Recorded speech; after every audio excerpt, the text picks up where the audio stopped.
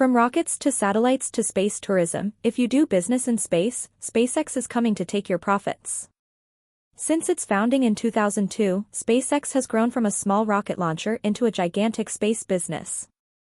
SpaceX launches rockets that carry small satellite payloads into orbit, while also offering satellite internet, cell phone service, and space tourism. Europe's space companies feel a need to unite to compete against SpaceX, which itself competes against everyone. Let's dive in. Billionaire Elon Musk takes on the entire space industry. Welcome to Timely Investment Research. Elon Musk is a predator, by which I mean to say, he eats competitor profit margins for breakfast. Since setting up SpaceX in 2002 as a launcher of large rockets to compete with Boeing and Lockheed Martin, Musk has methodically moved to take over the entire space industry, or at least its most profitable parts, piece by piece. In 2019, when he saw companies like Spaceflight Incorporated making money bundling lots of small satellites into packages that could be launched cheaply on SpaceX Falcon 9 rockets, Musk announced the start of SpaceX Transporter missions to do the same thing. Within just a few months, spaceflight was driven out of the business. In 2020, Musk entered the satellite broadband internet market, announcing beta service for Starlink. Targeting the fat profit margins of earthbound cable companies like Comcast and Verizon, and aiming to improve upon both the long lag times of satellite communications companies like Viasat and Hughes, he offered internet customers the ability to access broadband service for just $99 a month.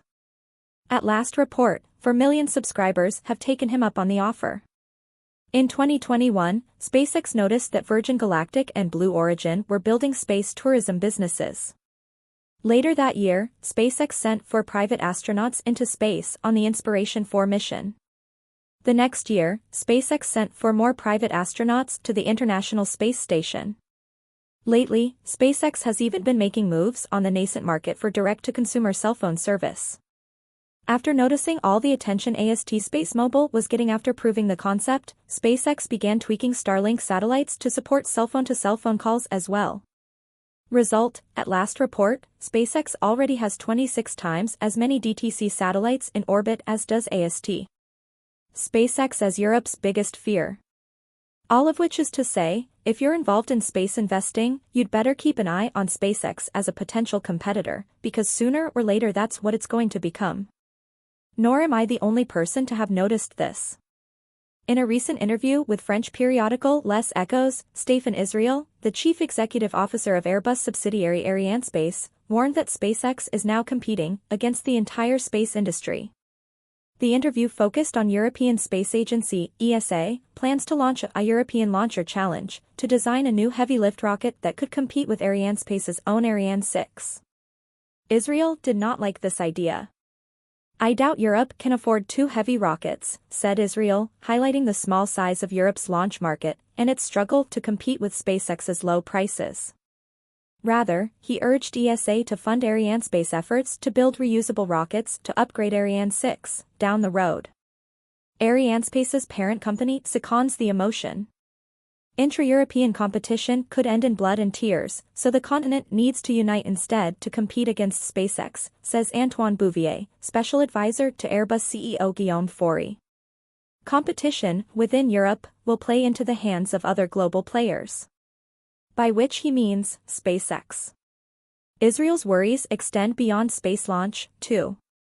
He says Europe needs to champion not just a single rocket builder, but a united effort to build and operate satellites as well.